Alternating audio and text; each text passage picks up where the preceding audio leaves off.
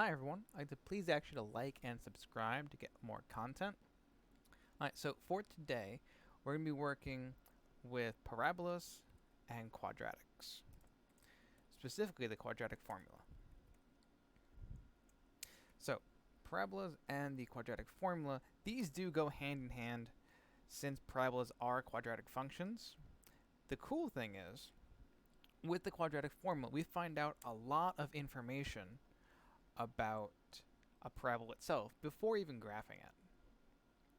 So let me throw the quadratic equation up. So we have x equals the fraction of plus minus b. Oh, sorry. Negative b, there's plus minus the square root of b squared minus 4ac, all divided by 2 times a. There we go. Let me make sure that looks right. Oops, slight mistake. There we go. Okay, so some things about this, I can break it into pieces. The first piece is to find the axis of symmetry. So the axis of symmetry is the line through the exact center of the parabola itself. Let's get symmetry spelled right. There we go. So this part of the equation is the first part of the fraction before the plus and the minus. So this is x equals negative b over 2 times a.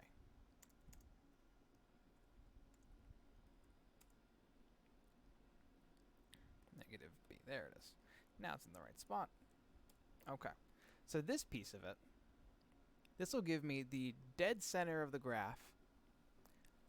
It's not going to tell me a direction or anything, if I'm facing upwards or downwards, but it's going to give me the dead center of the graph, so I know it's maximum or it's minimum.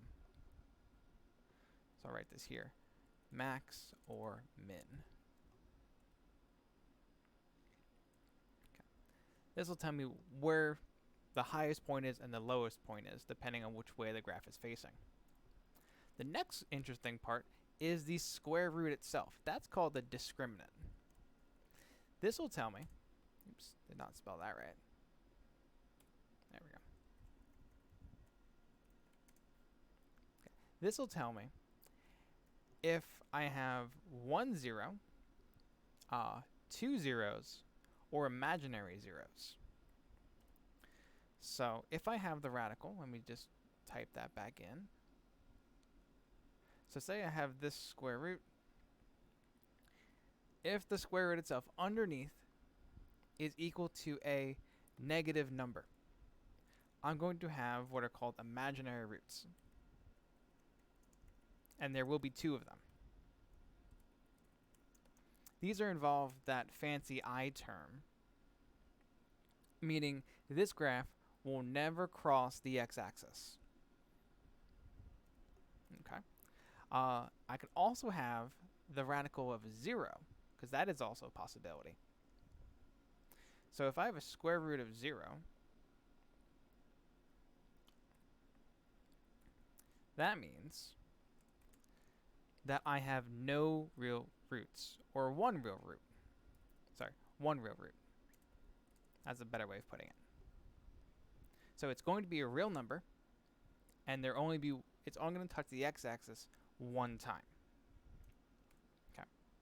And then if I have the square root of a positive number, I then have 2 real roots. So say I have just n equals 2 real roots. So the imaginary roots will only happen if the number underneath the radical is a negative number, since there is no square root of a negative number. Okay. Another part of it is the entire thing of itself. It'll give me my zeros, which are the exact points that I cross the x-axis. So that's after I solve it. Let's go to my zeros. or these are my roots, the slash roots. They mean those exact same word. They mean the same thing. Let's capitalize that.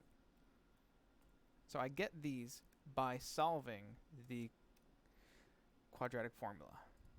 Let me make it all nice and fancy. So I'll do an example of this one to find the roots. Say I have the function 2x squared plus 5x minus 7. Okay. I want to find the zeros are the roots of this quadratic function. First, I have to know a couple things. I have to know the a, the b, and the c term. So a is the first term in front of the x squared. In that case, that is just a 2, so equals 2. The b is the second term, equals 5.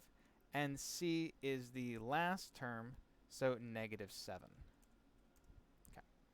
Now I'm going to take those and plug into the quadratic formula. So that is